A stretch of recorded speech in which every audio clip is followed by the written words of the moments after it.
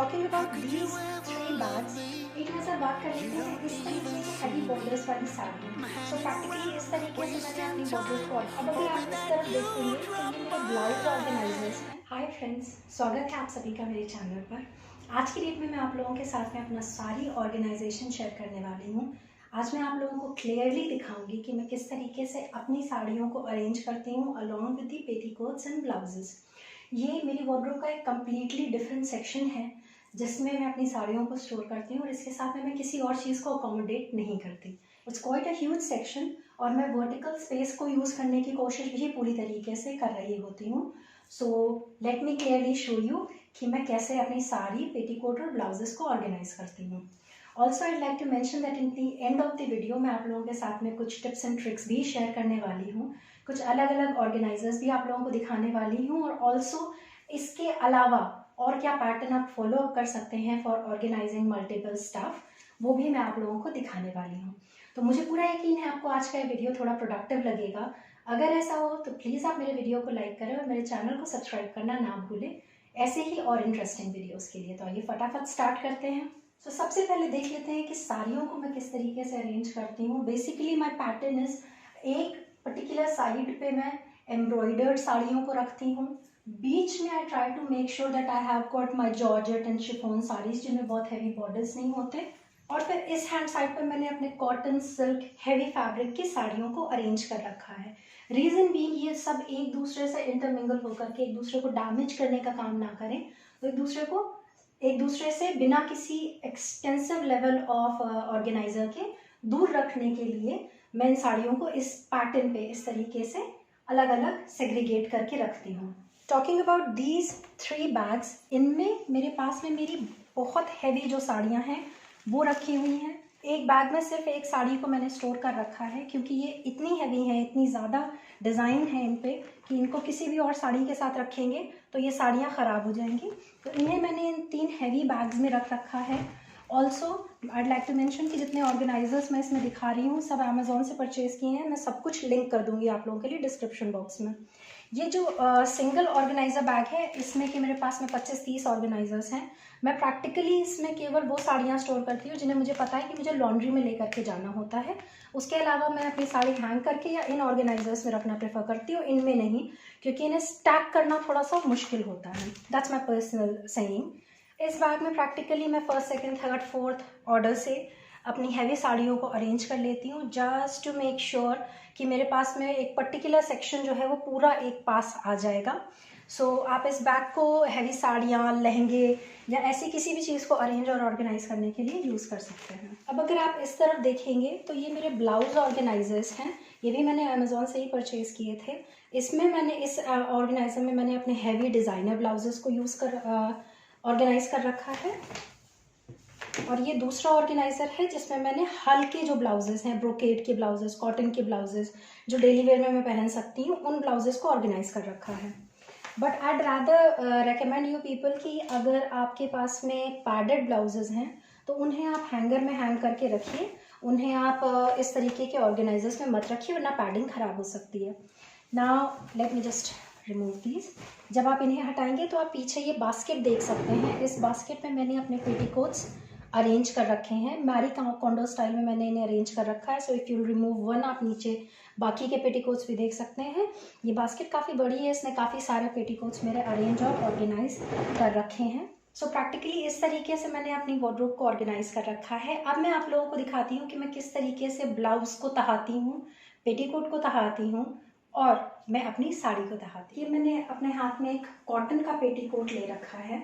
अपने पेटीकोट को तहाने के लिए मैं उसे कभी कमर के साइड से नहीं पकड़ती। ये नारे का साइड है जिसे कमर का साइड बोलते हैं, उससे नहीं, जो साइड आपका पैरों की तरफ आता है उस साइड से मैं अपने पेटीकोट को पकड़ के उसके बाद में उसे 2 बार फोल्ड करती हूँ, 1 और फिर 2। इससे क्या होता है, नीचे से इक्वली हमारा पेटीकोट जो होता है वो डिस्ट्रीब्यूट हो जाता है। यहाँ से आपको एक पतला नैरो सेक्शन मिल जाता है। सो आपका पेटीकोट जो होता है एक इक्वल लेंथ में डिवाइड हो जाता है, यहाँ पे आप देख सकते हैं। और इसकी वजह से आप मैरी कॉन्डो मेथड से इसे आराम से अरेंज कर सकते हैं। सो इसे मैंने एक बार ऐसे फोल्ड किया, दोबारा ऐसे फोल्ड किया और और तीसरे फोल्ड में ये इस स्टाइल में आ गया कि इसे मैं इस तरीके से आसानी से किसी भी बास्केट या किसी भी बॉक्स में अरेंज कर सकती हूँ ना। टॉकिंग अबाउट द साड़ी, ये मेरी एक जॉर्जेट नेट की साड़ी है। इस पे मैं आपको बताती हूँ कि मैं अपनी साड़ी को तहाती किस तरीके से हूँ। प्रैक्टिकली आप हमेशा अपनी साड़ी को फॉल की तरफ से तहाने की कोशिश कीजिए। रीजन बीइंग, फॉल के साइड पे साड़ी में from the beginning till the end border होता है, जिसके कारण वो नीचे से साड़ी जो होती है हमेशा आपकी हैवी होगी। ऊपर से तो आधी साड़ी में बॉर्डर होता है जितना पल्लू पोर्शन होता है, और आधी साड़ी में जो प्लीट्स वाला पोर्शन होता है उसमें बॉर्डर नहीं होता है। तो अगर आप ऊपर से साड़ी पकड़ के तहाएंगे तो आपकी साड़ी जो है वो नीचे से इतनी हैवी होगी, जो हैवी बॉर्डर्स की साड़ी होती है, कि अनइवन शेप आएगा। और अगर आपने नीचे से फॉल की तरफ से पकड़ के उसे तहाना शुरू किया तो बहुत आसानी से आप बॉर्डर्स को इस तरीके से अरेंज कर पाएंगे। तो ये मैंने 4 फोल्ड्स के बाद में ये 5th फोल्ड मारा अपनी साड़ी में, ये मैंने 6th फोल्ड किया अपनी साड़ी को।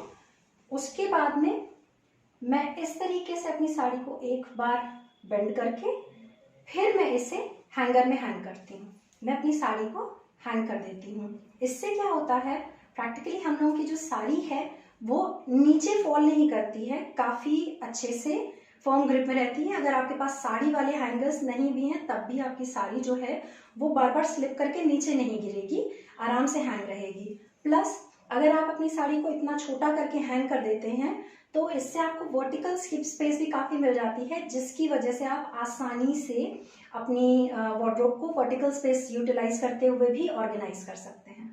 एक नज़र बात कर लेते हैं इस तरीके के हैवी बॉर्डर्स वाली साड़ियों की।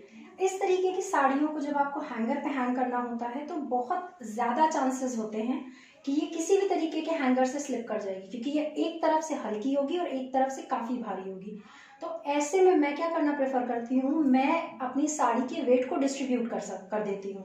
यहाँ पे आप देख सकते हैं मैंने अपनी साड़ी को इवनली नहीं तहाया है, मैंने इस साड़ी के नीचे के बॉर्डर को छोड़ा है, पूरा स्पेस दिया है, और ऊपर का बॉर्डर उसके बाद में फॉल इन कर रहा है। ये देखिए अनइवन तरीके से तहा करके, और उसके बाद में मैंने इसे हैंगर में लगाया है। इससे क्या हुआ है, बॉर्डर का वेट जो है वो अच्छे से डिस्ट्रीब्यूट हो गया है, और अब ये मेरी साड़ी जो है ये आराम से इस हैंगर पे हैंग रहेगी, क्योंकि इसका वजन बटा हुआ है, ये स्लिप नहीं करेगी अगर मैं इसे थोड़ा रेकलेसली हैंडल करूँ तब भी।